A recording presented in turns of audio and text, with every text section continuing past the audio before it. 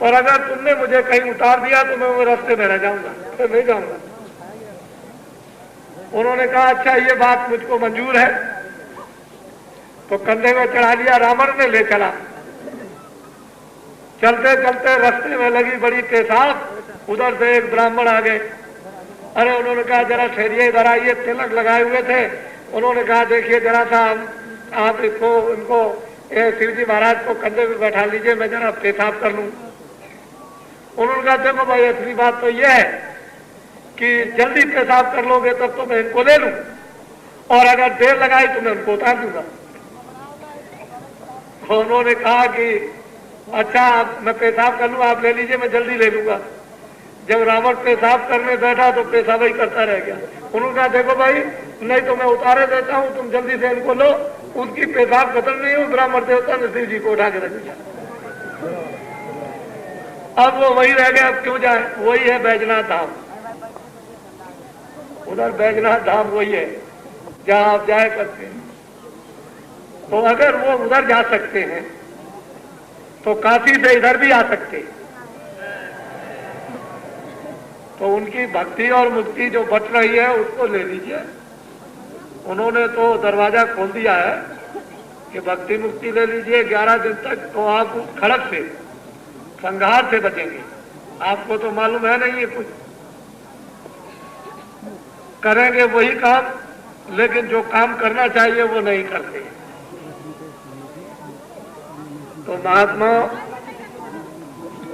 को समझने की आप चेष्टा करें कि महान आत्मा, महात्मा किसका नाम है, और वो रूप जिस रूप की व्याख्या शास्त्रों में, उपनिषदों में, वेदों में, रामायण, गीता में या अन्य धर्म पुस्तकों में संतों ने की है, जरा उसको देखना चाहिए फिर से दोबारा। हे अर्जुन, जो तत्व को जान चुका है, जो तत्वदर्शी हो चुका है, अगर मुझे जानना चाहते हो तो उनके पास जाओ। सीधी बात उन्होंने कह दी। जो मुझे जान चुका है, जो मेरे तत्व को जान चुका है, जो मेरे रूप को देख चुका है, दर्शन दीदार कर चुका है, तुम उनके पास जाओ और श्रद्धा पूर्वक वहां नम्रता से बैठो और वो जो कहे उस उपदेश को भावपूर्ण सुनो, ग्रहण करो। सीधी बात हम लोगों को अपनानी है और कुछ नहीं। ये नर नारी, बच्चे बच्चियां यहाँ पर उपस्थित हैं और हम तो यहाँ पर जब तक रहेंगे तब तक न मालूम ये कितने, जब तक हम नहीं कहेंगे तब तक कौन जाने वाले, ये कौन जाने वाले। जब हम शोर मचाएंगे 2-3 दिन पहले से कि आपको फलानी तारीख को बोरी बिस्तर बांधना है, तब इनका मन बड़ा दुखी होगा कि 2 दिन और ना कहते तो अच्छा था।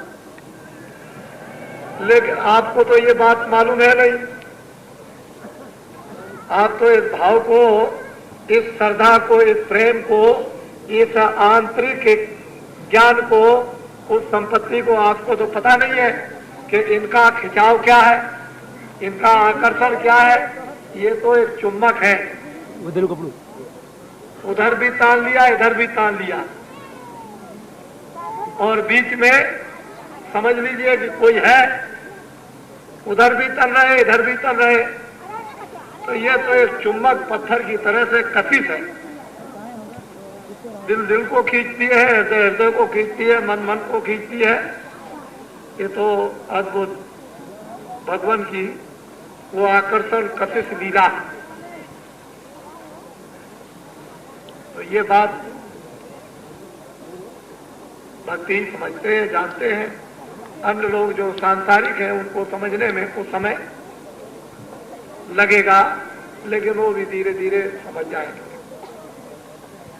हमारे छोटे छोटे बच्चे हैं, माताओं के उन पर भारी असर हो रहा है। देखो बच्चे बच्चियों, कितना तुम्हारा सौभाग्य है कि जिन बच्चों को तुमने पैदा किया है, और वो बच्चे अगर तुम्हारे होनहार और चरित्रमान, सदाचारी और भक्ति वाले निकल जाए, अरे तुम्हारी कौन पूछे तुम्हारे पुरखाओं को भी पार कर देंगे। ये रामायण और महात्मा कहते हैं ऐसे बच्चों को माताएं अब बनाना शुरू कर दी है, बना रही अपने बच्चों को। और बच्चे कितने भाव विभोर में, यानी चिल्लाहट नहीं होती है, रोते होते नहीं है इस वक्त में, सब गोदियों में सब सन्नाटा खींच करके पड़े हुए। वो भी, उनको भी इस आनंद का अनुभव हो रहा है, क्योंकि वो तो पवित्र है। उनको तो जिधर चाहे उधर, वो तो एक छोटे से पेड़ है, इधर मोड़ दीजिए इधर मोड़ दीजिए, उनके लिए क्या। लेकिन जब पेड़ बड़ा हो जाएगा तो नहीं मुड़ेगा। कोमल पौधा जो होता है मुलायम, वो जिधर चाहो मोड़ दो, बड़ा हो जाएगा तो मुड़ेगा नहीं। तो इनके हृदय इतने कोमल है, निर्मल है, आंखें इनकी निर्मल, कान इनके निर्मल, बुद्धि निर्मल, मन निर्मल, अंतःकरण निर्मल, जीवात्मा इनकी निर्मल। अभी ये बिल्कुल कोमल है, इधर जिधर भी चाहे उधर मोड़ दे। और ये संस्कार, भारत की माताएं कितनी भाग्यशाली कि ऐसे बड़े, यानी संदेश में अपने बच्चों पर कितना संस्कार डलवा रही। ये भारत में कुछ है, होने वाला है। किस देश की माताएं अपने अपने बच्चों को, अपने अपने घरों को छोड़कर और इतनी दूर से चली आ रही है कि कहाँ नेपाल और नेपाल की पहाड़ियां, और कहाँ मध्य प्रदेश और महाराष्ट्र की पहाड़ियां। उन पहाड़ियों में मैं घूमता रहा, जिन पहाड़ियों में जाकर के ये नहीं पता चलता है कि गांव कहाँ होगा। वहां से लोग चले आ रहे और अपने अपने बच्चों पर कितना जबरदस्त आश्चर्यजनक संस्कार पड़ रहा। इनको जीवन जब याद आएगा तो ये सब के सब बच्चे थोड़े ही दिनों में कहेंगे मैं काशी गया था। सतयुग आगमन साकेत महायज्ञ की तैयारियों में, सतयुग स्वागत तैयारियों में जो साकेत महायज्ञ हुआ था, उसमें मैं भी गया था। मेरी माता और मेरे पिता भी मुझको ले गए। ये सब बच्चे आपको बताएंगे अभी थोड़े ही दिनों में। और इन बच्चों की बातों को सुनकर बड़े बड़े लोगों के छक्के छूट जाएंगे। सब लोगों को भारत में प्रेरणा मिलती है। यह ऐसा इतिहास नहीं था कि विश्वामित्र और वशिष्ठ ने राम को मांगकर बना दिया। यह ऐसा इतिहास नहीं था, कुछ सूझबूझ थी कि राज तिलक होने जा रहा था तो वनवास को रवाना कर दिया। कोई वजह थी क्या? विश्वामित्र और लोग जानते नहीं थे। उस समय पर भी त्रिकालदर्शी थे, वो जानते थे कि आगे क्या काम इनसे कराना है और इनको करना है। वही उसी तरह का एक निमित्त मात्र कारण बन गया। जब कारण बन गया तो समझ लीजिए आप, जब रावण ले गया सीता को तो कारण बन गया और अब कार्य होगा। उधर राजगद्दी का कारण बना, उधर हो गया वनवास, दोनों बन गए। तो कारण बनता है तो कार्य होता है, बिना कारण के कार्य नहीं होता। और देश में अब कारण बन गया, कार्य निश्चित होगा।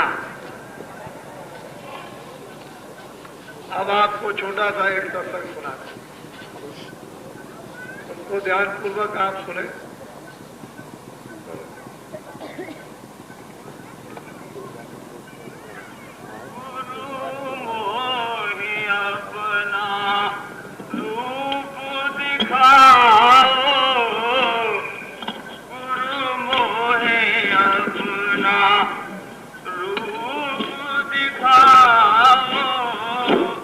भक्त कहते हैं कि गुरु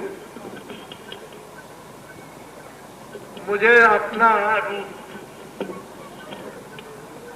एक बार दिखा दीजिए। किससे कहते हैं? ये जो हाड़ मास का है वो कहते हैं कि ये तो मैंने देख लिया, इस कुरूप को तो देख लिया कि दो आंखें, तो नाक है, कान है, मुंह है,